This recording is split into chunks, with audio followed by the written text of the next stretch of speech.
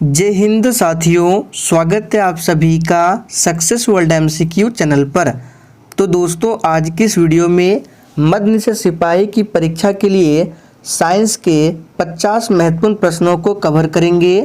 तो आज का ये सेशन आप लोगों के लिए काफ़ी ज़्यादा इम्पोर्टेंट रहने वाला है, इसलिए आप लोग पूरा सेशन को ध्यानपूर्वक देखें।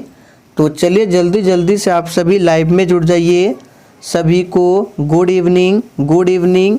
तो चलिए आप सभी फटाफट से सेशन को एक बार दोस्तों के साथ शेयर करेंगे। तो पहला प्रश्न आपके सामने है, निम्नलिखित में से कौन सी एक ऊष्मा की इकाई नहीं है। बहुत ही शानदार प्रश्न है। चलिए आप सभी लाइव चैट में आंसर बताएंगे। इन चारों ऑप्शन में से कौन सी एक ऊष्मा की इकाई नहीं है। तो यहाँ पे पहले प्रश्न का आंसर जो भी बच्चे लाइव चैट में डी बता रहे हैं, आपका बिल्कुल सही जवाब है। वाट जो है ये ऊष्मा की इकाई नहीं है, ये शक्ति का मात्रक है, याद रखिएगा। बाकी कैलोरी, किलो जूल, ये सभी जो है ऊष्मा की इकाई है। देखिए दूसरा प्रश्न है, पायरोमीटर किसके मापन में प्रयोग किया जाता है। चलिए आप सभी आंसर बताएंगे। और देखिए प्रत्येक स्टूडेंट को लाइव चैट में आंसर बताना है, तभी आपका प्रॉपर तरीके से रिवीजन होगा। और दोस्तों, आपको लाइव चैट का ऑप्शन तभी मिलेगा जब आप लोग टाइम पर क्लास करेंगे। क्लास का टाइमिंग है डेली रात 8 बजे से, तो टाइमिंग को आप सभी जरूर ध्यान रखें। तो यहाँ पे दूसरे प्रश्न का आंसर जो भी बच्चे सी बता रहे हैं, बिल्कुल सही जवाब है। उच्च ताप का मापन होता है पायरोमीटर के द्वारा। तीसरा प्रश्न है, पुरुषों में 23वां जोड़ा गुणसूत्र होता है। देखिए ऐसे मनुष्य में गुणसूत्रों की संख्या कितनी होती है। तो जोड़ा में पूछे 23 और संख्या में पूछे तो 46। यहाँ पे 23वां जोड़ा गुणसूत्र जो होता है पुरुषों में ये होता है XY, और मादा में पूछे तो XX होता है। यहाँ पे आंसर हो जाएगा बी ऑप्शन। ऑटोमोबाइल्स के हाइड्रोलिक ब्रेक के कार्य करने का सिद्धांत क्या है। बिल्कुल टॉप लेवल का प्रश्न है। और दोस्तों, आप सभी को एक भी प्रश्न को स्किप नहीं करना है, एग्जाम के लिए काफ़ी ज़्यादा इम्पोर्टेंट प्रश्न है। तो ऑटोमोबाइल्स के जो हाइड्रोलिक ब्रेक है, इसके कार्य करने का सिद्धांत क्या है। तो बिल्कुल सही आंसर दिए हैं पास्कल का नियम, याद रखिएगा पास्कल का नियम। प्रकाश की किरणों की प्रकृति कैसी होती है। देखिए हमने आपको बताया था प्रकाश जो है ये किस प्रकार का तरंग है। तो देखिए प्रकाश में शुरुआत में प्र है, यानी कि ये जो है अनुप्रस्थ तरंग है, यहाँ पे लिख देते हैं। देखिए अनुप्रस्थ में भी आपको प्र दिख रहा है। और एक पूछा जाता है ध्वनि जो है अनुदैर्घ्य तरंग है। तो दोनों को आपको ध्यान रखना है। यहाँ पे आंसर आपका हो जाएगा तरंग एवं कण दोनों के समान होती है। आगे देखिए, अभिनेत्र लेंस द्वारा किसी वस्तु का किस प्रकार का प्रतिबिंब रेटिना पर बनाया जाता है।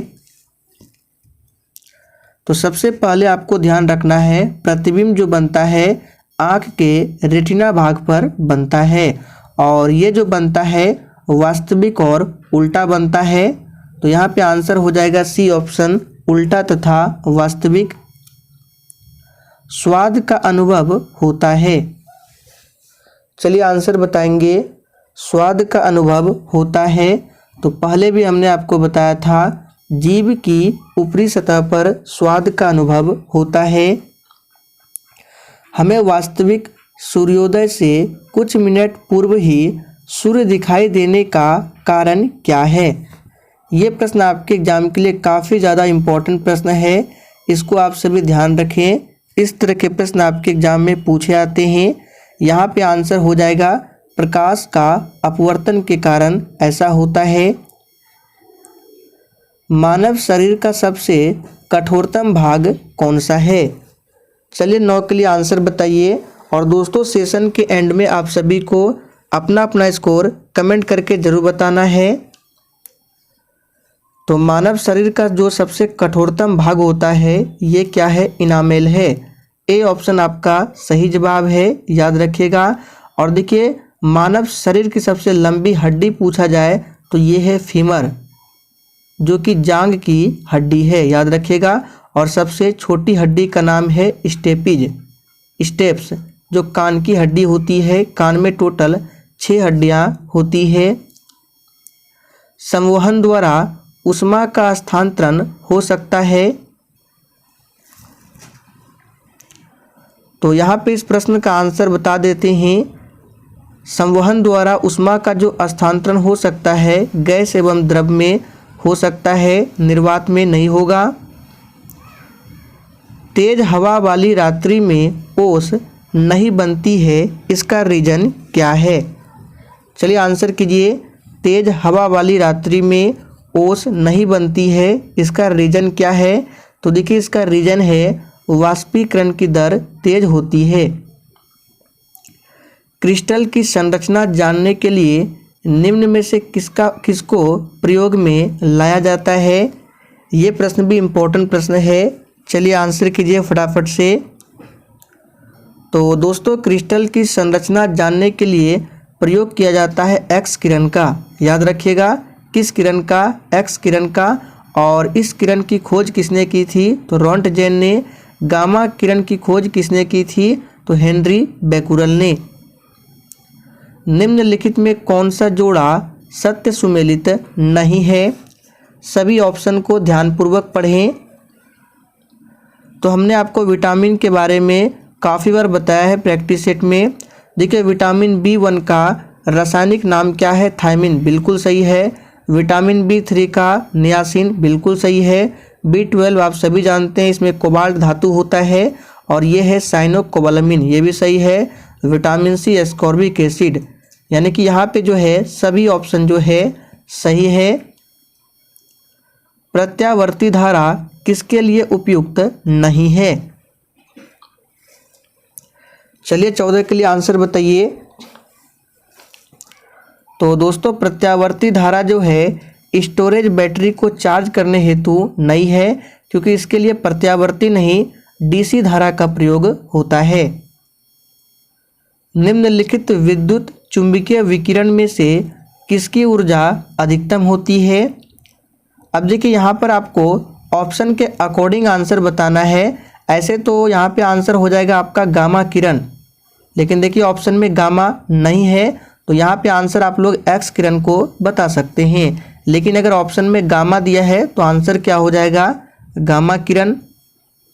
कौन सा कथन नाभिकीय विखंडन से संबंधित नहीं है? चलिए आंसर बताइए। देखिए आज जो है प्रश्न का लेवल ज़्यादा नहीं, थोड़ा सा अप रखा गया है। देखते हैं आप लोग कितना स्कोर कर पाते हैं। यहाँ पे आंसर क्या हो जाएगा? देखिए नाभिकीय विखंडन से संबंधित नहीं है, तो न्यूट्रॉन प्रेरित नाभिकीय विक्रिया ये है। तारों में ऊर्जा उत्पन्न करना ये नाभिकीय विखंडन से नहीं है, ये संलयन होगा। तो यहाँ पे बी ऑप्शन जो है ये संबंधित नहीं है। निम्न में से कौन ईंधन नहीं है? थोड़ा सा आप लोग सोच समझकर आंसर कीजिएगा, क्योंकि आज आपको 50 प्रश्न में से कम 35 से 40 प्रश्नों का सही आंसर करना है। तो इसमें से ईंधन कौन नहीं है? तो जो ही बच्चे डी बता रहे बिल्कुल सही जवाब है। हीलियम जो है ये ईंधन नहीं है, याद रखिएगा। इनमें से किस विटामिन को हार्मोन भी कहा जाता है? चलिए 18 के लिए फटाफट से आंसर कीजिए। किस विटामिन को हार्मोन भी कहा जाता है? तो यहाँ पे इस प्रश्न का आंसर जो ही बच्चे बी बता रहे बिल्कुल सही जवाब है। विटामिन डी को हार्मोन भी कहा जाता है। इसकी कमी से कौन सा रोग होता है? रिकेट्स, जिसको बोला जाता है सूखा रोग। और देखिए यहाँ पे ए ऑप्शन में है विटामिन सी, तो इसकी कमी से होती है स्कर्वी। इसका रासायनिक नाम है एस्कॉर्बिक एसिड। विटामिन बी का रासायनिक नाम थायमिन है, कमी से बेरीबेरी। और विटामिन ई का रासायनिक नाम क्या है? तो टोकोफेरॉल है, याद रखिएगा। और विटामिन डी का क्या है? तो कैल्सीफेरॉल है। खगोलीय दूरदर्शी से बना प्रतिबिंब होता है। चलिए फटाफट से आंसर बताएंगे, बहुत ही शानदार प्रश्न है। तो देखिए दोस्तों खगोलीय दूरदर्शी से जो प्रतिबिंब बनता है ये होता है काल्पनिक और बड़ा। तो याद रखिएगा काल्पनिक और बड़ा। जल के अंदर जो वायु का बुलबुला होता है किस लेंस की भांति व्यवहार करता है? तो देखिए दर्पण तो होगा नहीं, यहाँ पे लेंस बताना है, उत्तल या फिर अवतल। तो पहले भी हमने आपको इस प्रश्न को बताया था, जल के अंदर जो वायु का बुलबुला होता है अवतल लेंस की भांति कार्य करता है। तो याद रखिएगा अवतल लेंस। रेफ्रिजरेटर में थर्मोस्टेट का कार्य क्या है? और दोस्तों अगर आपको सेशन पसंद आ रहा है तो आप सभी सेशन को दिल से लाइक करें और सेशन को जितना हो सके अधिक से अधिक शेयर करें, ताकि आपको एग्जाम तक ऐसे ही इम्पोर्टेंट वीडियो मिलते रहे। यहाँ पे आंसर हो जाएगा तापमान को स्थिर रखना। निम्न में से कौन सी यांत्रिक तरंग नहीं है? चलिए दोस्तों 22 के लिए आंसर बताइए, निम्न में से कौन सी यांत्रिक तरंग नहीं है? तो ध्वनि जो है ये यांत्रिक तरंग नहीं है। प्रत्येक वर्ष राष्ट्रीय विज्ञान दिवस मनाया जाता है। चलिए फटाफट से आंसर बताइए, प्रत्येक वर्ष राष्ट्रीय विज्ञान दिवस कब मनाया जाता है? तो ये मनाया जाता है 28 फरवरी को। याद रखिएगा 28 फरवरी को। विद्युत ऊर्जा को यांत्रिक ऊर्जा में बदलने वाली युक्ति कौन सी है? अब आपको प्रश्न का लेवल थोड़ा सा लो मिलेगा। चलिए फटाफट से आंसर बताइए। तो बिल्कुल सिंपल प्रश्न है, विद्युत ऊर्जा को यांत्रिक ऊर्जा में कौन बदलता है? तो ये विद्युत मोटर बदलता है, और डायनेमो जस्ट उल्टा, यांत्रिक को विद्युत में। फ्यूज का सिद्धांत है, ये प्रश्न काफ़ी ज़्यादा इम्पोर्टेंट रहेगा आपके एग्जाम के लिए, इसे मार्क करके रखें। फ्यूज का सिद्धांत है, तो याद कीजिए हमने आपको बताया था फ्यूज जो है ये कार्य करता है किस पर? तो विद्युत का ऊष्मीय प्रभाव पर। याद रखिएगा। यूरेनियम के रेडियोधर्मी विघटन का अंतिम उत्पाद क्या है? चलिए 26 के लिए आंसर बताइए। और देखिए अगर आपको किसी भी प्रश्न में किसी भी प्रकार का थोड़ा भी डाउट होता है तो आप लोग तुरंत कमेंट करके पूछें, आपके कमेंट का रिप्लाई 100% मिलेगा। यहाँ पे आंसर हो जाएगा शीशा। परमाणु के कक्षा को भरने का क्रम नियंत्रित होता है, किसके द्वारा नियंत्रित होता है? चलिए आंसर बताएंगे, आप लोगों ने 12th क्लास में पढ़ा होगा। तो दोस्तों देखिए परमाणु के कक्षा को भरने का जो क्रम नियंत्रित होता है ये ऑफ-बाउ सिद्धांत के द्वारा होता है। औषधि विज्ञान के पिता के नाम से कौन जाने जाते हैं? चलिए 28 के लिए जवाब बताइए फटाफट से। तो दोस्तों औषधि विज्ञान के पिता के नाम से जाने जाते हैं, यहाँ पे देखिए ऑप्शन में दिया गया है हिप्पोक्रेटस को, तो बी ऑप्शन आपका सही जवाब है। निम्नलिखित में से कौन सा असत्य है? बिल्कुल टॉप लेवल का प्रश्न है और बिल्कुल इसी तरह के प्रश्न आपके एग्जाम में भी पूछे जाएंगे।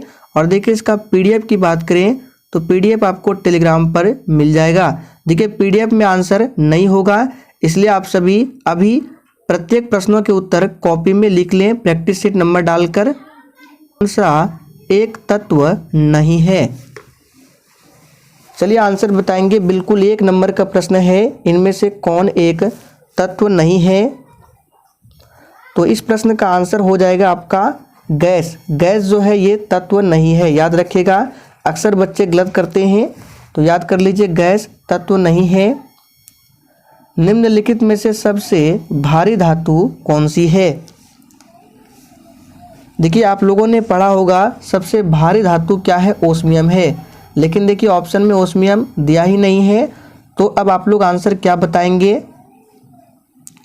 तो बहुत ही शानदार बिल्कुल सही आंसर दिए हैं आप सभी ने, यूरेनियम। अगर ओस्मियम ना हो तो आंसर आपको यूरेनियम बताना है। और देखिए सबसे हल्की पूछे तो कौन सा है? लिथियम। लिथियम जो है सबसे हल्की है, याद रखिएगा। चलिए आगे बढ़ते हैं। मोती मुख्य रूप से बना होता है, तो याद कर लीजिए मोती जो है ये बना होता है कैल्शियम कार्बोनेट से। सी ऑप्शन आपका सही जवाब है। इसका सूत्र होता है CaCO3 कैल्शियम कार्बोनेट। निम्नलिखित में से कौन स्वतंत्र अवस्था में पाई जाती है? तो देखिए दोस्तों, स्वतंत्र अवस्था में पाई जाती है कौन? यहाँ पे आंसर हो जाएगा आपका सोना। सोना जो है स्वतंत्र अवस्था में पाई जाती है। मोनाजाइट किसका अयस्क है? चलिए फटाफट से जवाब बताइए, मोनाजाइट किसका अयस्क है? तो यहाँ पे आंसर हो जाएगा बी ऑप्शन, मोनाजाइट थोरियम का अयस्क है। एल्युमिनियम बनाने के लिए कौन से मुख्य खनिज का प्रयोग होता है? तो दोस्तों यहाँ पे 35 का आंसर हो जाएगा बॉक्साइट। एल्युमिनियम बनाने के लिए बॉक्साइट का प्रयोग किया जाता है। कार्बन की मात्रा अधिकतम होती है। चलिए 36 के लिए आंसर बताइए, कार्बन की मात्रा अधिकतम किसमें होती है? तो यहाँ पे इस प्रश्न का आंसर जो भी बच्चे लाइव चैट में ढलवा लोहा को दिए हैं, बिल्कुल सही जवाब है। इस तरह से होगा, ढलवा लोहा में कार्बन की मात्रा अधिकतम होती है। भारी मशीनों के उपयोग के लिए स्नेहक कौन सा है? तो यहाँ पे इस प्रश्न का आंसर हो जाएगा ग्रेफाइट का प्रयोग किया जाता है। इंद्रधनुष बनने का कारण क्या है? चलिए आंसर बताइए, इंद्रधनुष बनने का रीजन क्या है? तो यहाँ पे आंसर याद कर लीजिए, ये होता है अपवर्तन और परावर्तन के कारण इंद्रधनुष बनता है, याद कर लीजिए। वनस्पति तेल से वनस्पति घी बनाने में प्रयुक्त होने वाली गैस कौन सी है? वेरी वेरी इंपॉर्टेंट प्रश्न है। बिहार पुलिस के एग्जाम में ये प्रश्न 2 से 3 बार पूछा जा चुका है, तो हो सकता है इस बार पूछ ले। इसको याद कर लीजिए, आंसर होगा हाइड्रोजन। हाइड्रोजन को भविष्य का ईंधन भी कहा गया है। नाइट्रोजन की बात करें तो वायुमंडल में पूछा जाता है नाइट्रोजन प्रतिशत 78% के आसपास है, ऑक्सीजन लगभग 21% है और कार्बन डाइऑक्साइड 0.03%। बेलनाकार लेंस का प्रयोग किस दृष्टि दोष में किया जाता है? तो बहुत ही सिंपल प्रश्न है। तो जो ये बच्चे बी बता रहे हैं बिल्कुल सही जवाब है। और बिंदुकता आप लोग थोड़ा सा कमेंट करके बताएंगे, दूरदृष्टि दोष को मायोपिया कहते हैं या हाइपरमेट्रोपिया। आप लोग 40 नंबर ऐसे लिखकर आपको आंसर बताना है, दूरदृष्टि दोष को क्या कहते हैं। ट्यूबलाइट में निम्न दाब पर कौन सी गैस भरी जाती है? और दोस्तों अभी तक आप लोगों ने सेशन को लाइक नहीं किया है तो फटाफट से आप सभी सेशन को लाइक करें। तो ट्यूबलाइट में निम्न दाब पर पूछा जा रहा है कौन सी गैस भरी जाती है, तो ये है आपका कौन सा? नियोन पारद वाष्प।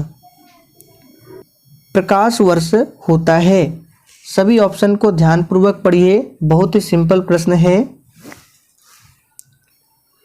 तो देखिए अगर आप लोग ध्यान से देखेंगे तो बी ऑप्शन में देखिए, प्रकाश द्वारा एक वर्ष में चली गई दूरी को ही क्या बोलते हैं? प्रकाश वर्ष कहते हैं। बेकिंग सोडा का रासायनिक नाम क्या है? बेकिंग सोडा, कास्टिक सोडा भी पूछा जाता है। Caustic soda NaOH sodium hydroxide को कहा जाता है। और बेकिंग सोडा जो है ये बोला जाता है किसको? तो इसको यानी कि NaSCO3 सोडियम बाइकार्बोनेट को, याद रखिएगा सोडियम बाइकार्बोनेट को। विरंजक चूर्ण के लिए कौन सा कथन असत्य है?